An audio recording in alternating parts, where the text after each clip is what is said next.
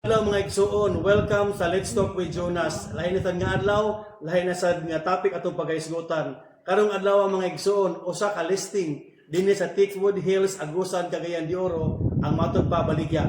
Atong hinabion ang tag-iya aning listing. Mga igsuon, wala lain kung dili si Mr. RTC. Sir, may buntag, welcome sa Let's Talk with Jonas.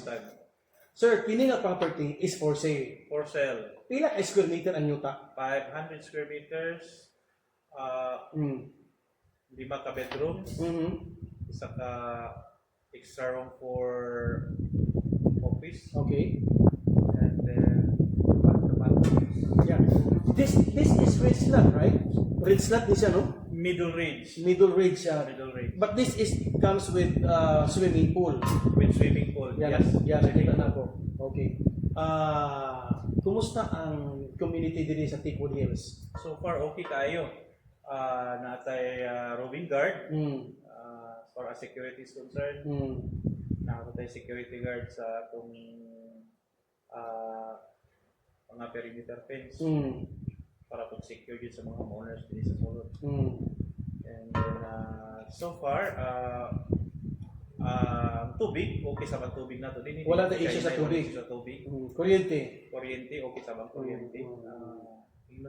Sulit kayo ang iyang presyo. Alright. Now, ang kadugayon sa balay, kung saan ka na-build up? 7 years ago. 7 years ago. Not too long. So, Yes, 7 Okay. years ago. kung sa'yo reason sa'yo, baligyan mo. Reason for selling is naa naman sila nakuha ng unit sa downtown area. Especially sa iyang partner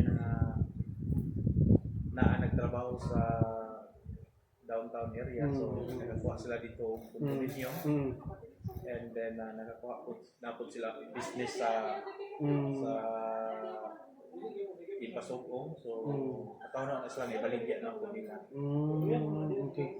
Now, since the parking area, medyo huge kayo ang parking area, no? Yes, yun sa parking area, tungkol kay mura siya na exclusive. And then, wala na yung magbalay sa imong atubangan. Ang portion, kay ang atubangan na portion sa imong balay,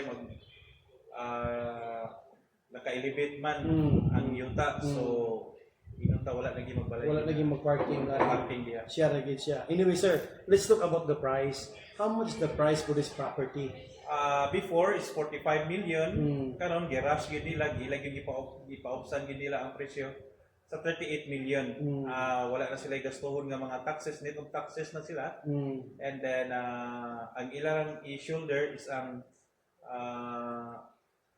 professional pay sa ahente. Sa ahente lang. Oo. So, minito siya sa buyer na ang mga transfer. Yes, title. buyer. Transfer of titles, documentary stamps. Yes. Sa buyer ng Naside na siya. May sila na magbayad. sila na mag-shoulder. Alright, now, this is an E-Brown project, right? E-Brown ang subdivision, and then siya naman ang nag-design ani nga balay. Before, Mediterranean style ni siya nga balay. So na lang siya giusab. Yeah. So nga design. So para medyo luag-luag. Ang tagyapol ani mismo, dito siya gusto nga ang balay nga kanang gusto niya nga pagsulod nimo is moving nga type nga dili siya ingon tadaghag mga daghang kwarto.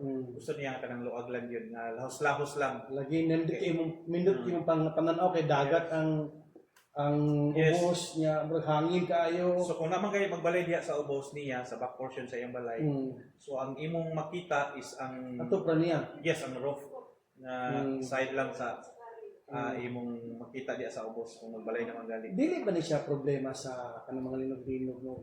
Actually ang yuta nato diri nag-undergo ta og seismic appraisal. Okay. So Before they build up, undergo yes, sa mga ang seismic appraisal at nag-soil testing punta. And then kaloy sa Dios pila na kalinog ang nakalabay, wala pa man gihapon wa makita nimo nga mga dulo gani mga ginagmay lang na crack pero hairline pero dili gid siya ingon nga kanang crack na due sa linog yun. So meaning to say the foundation is very strong. Grabe ka strong kayo kay nakita man ginako ni pag sugod yun ni ani naka-witness mo gyud ko. Nakita na ako nga grabe ka strong na foundation niya tungod kay ang foundation ani ingnon ta gidouble niya ang kanang sukod sa semento. Kay Okay. siyempre mahadlok pod ang mismo ang Tagiya. tagiya nga in kaso maglinog man gani yung mga like 7.5 nga Okay. nga linog, so at least dili man lang maapektuhan kung kay bungtod siya. Tama. Now, again sir, ang presyo ano yung Malaya? 38 million 38 Net. million. Net na. Dili na sa manego nga. di na siya manigo. From 45 million down to 38 million. 38, yes. Now, if our viewers are interested or they might have actually buyers, so whom they can actually contact to? Your number, sir, please. Yes, you can contact 0917-3199-743 or just contact also Jonas. Yeah. All right, guys. So, moto itong listing din sa Teakwood Hills subdivision. It's an E-Brown project where this is actually semi-range lot siya and then very overlooking. And then I appreciate actually the views. If you have seen this, we will flash this on your screen. All right. So if you're interested, please message Sir RTC or Sir Wayne, and then you can also message me on my page. Thank you very much and maayong adlaw ka na tong tanan.